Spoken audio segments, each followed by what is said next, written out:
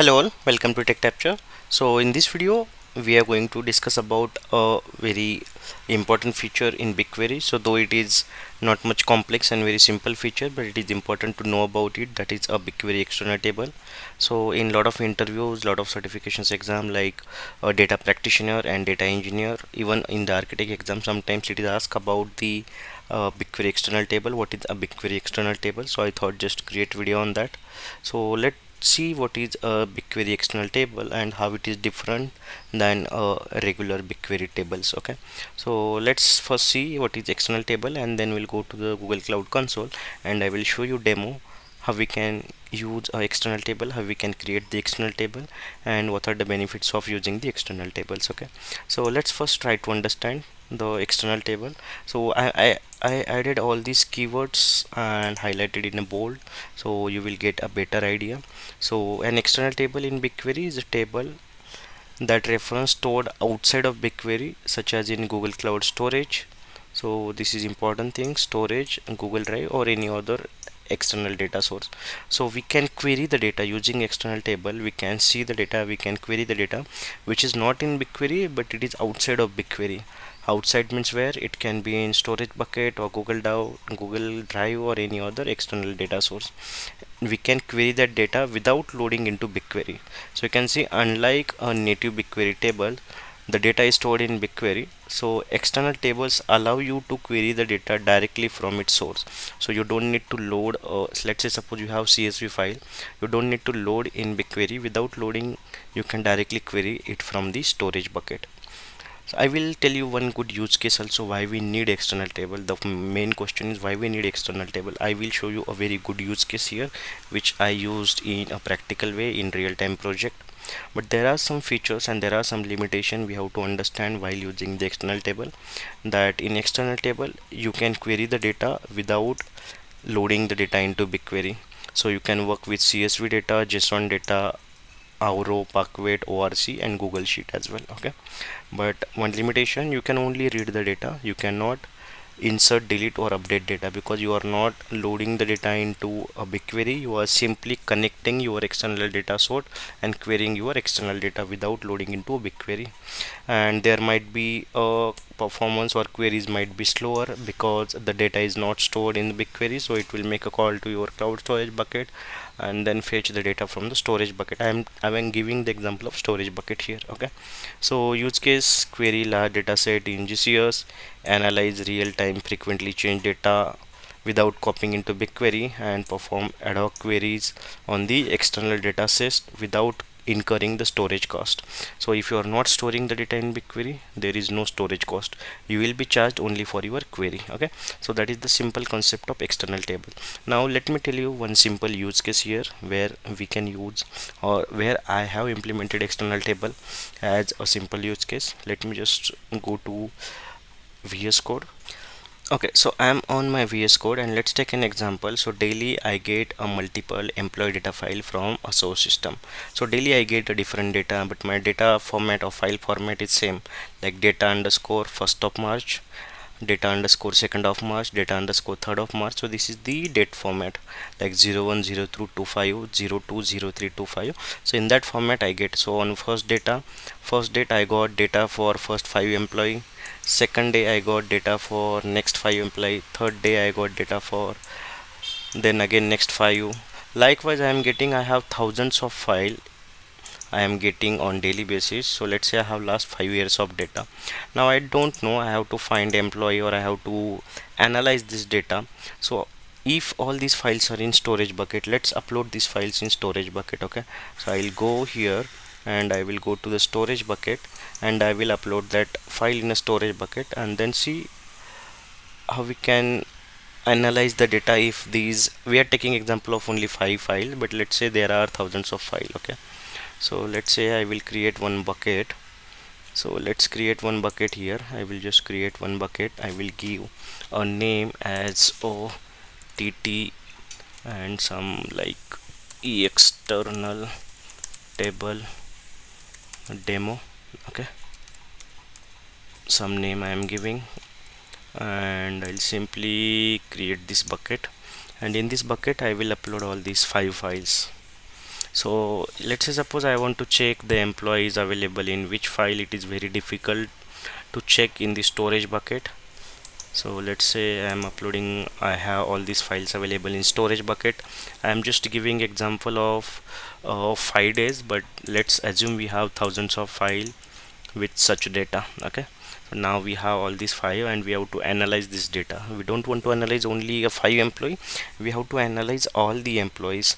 Then how we can do it, how we can analyze? Either we have to open each file and individually check it, either we have to download each file and individually checking.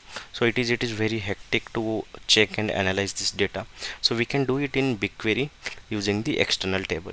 So how we can do, we can create one external table which will contain the data of all these files, and then we can query data. But again, if these files are too huge, we will have the storage cost. So we can reduce the storage cost also. We will not load the data, we will just create external table which will point to this data and we can query the data. So I will show you how we can do that. Let's go to a BigQuery. Okay, so here let's say I have a demo data set. Okay, so in last video we created the partitions and cluster, you can see here. So that we see in last video. If you want to know what is partitioning and clustering and how we created the partitions and clusters, you can check out my previous video. But for this video I'll just create one table where we have to create external table. So here I don't want to create empty table, I want to create table from the storage bucket. Okay, so I will just select my file. So where is external table demo? Yeah, okay, and I will select one file. I will select. Now you will say, okay, we want to analyze all the data, like thousands of file. Why I selected one file? So I haven't selected one file, I'll just rename it and I will use a wildcard. I will keep star. So all the files ending with data, like starting with data and ending with CSV, will be connected. So assuming they are having the same schema, definitely we saw they are having the same schema, everyone will have the same schema. Okay, so now I am using the wildcards. Even though there are multiple files, thousands file, it will be used. Now the one important thing, I will give the table name, I will just give the name as a emp external. Okay, and one important step, if you use native table it will load data, but I will use external table. Okay, and I will use auto detect. Why auto detect? Because if I select auto detect, it will take these names only as my BigQuery table column names. It will auto detect these column names and it will use as my BigQuery table column name. That's why I select this auto detect. You can see schema will be automatically generated based on the source file. Now I will create table. Okay, emp external created, and it is very easy to identify external table even though once it is created. So how you will understand? Okay, so you can see the same schema is auto detected, same column names. You do not see preview. Okay, that is important thing, you do not see preview data in external table. If you go in native table, here you will see the preview button. Okay, you can see the preview of data. So this is your native table, but I am using the external table now, so you do not see the preview of data. But in details you can see this is the external table, and how this table is created. It created using this wildcard where the all files containing data underscore and ending with CSV. So you don't see anything here. Okay, number of records, anything you don't see. But now let's say if I query this data, I should see data from all the files, not only one files. Okay, so let's say I am having only 5 record in each file. Okay, so let's say I have to query the data, I have to get the employee ID of the 23. Okay, let's say I will just add a where condition, where employee ID is equal to 23. Okay, let me just get the correct column name.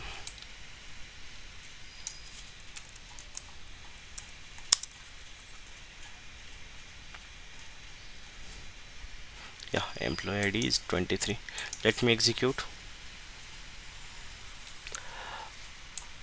Okay, it should be integer, not a string. So let me remove this single quote. Yeah,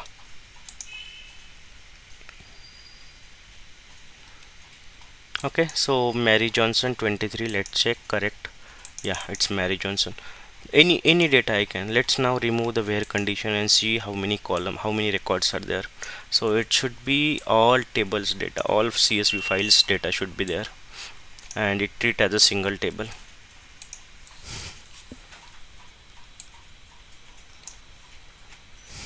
Okay, you can see it is having all tables data. It is having 25 25 records.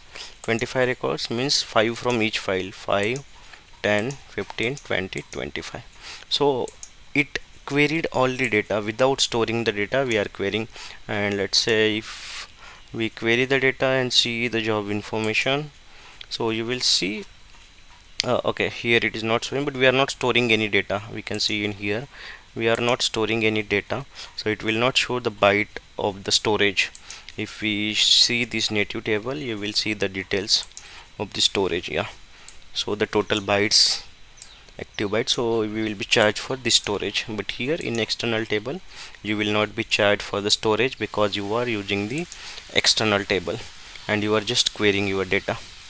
So hope you understood how to create external table, why it is useful to use external table, because we can query and analyze the data without loading it into a BigQuery. Okay, so that is clear now. Let me know if any doubt in a comment section, but hope you understood now what is external table and how to create external table and how it is different than the native tables. So that's it for this video, and we'll see you again in the next video.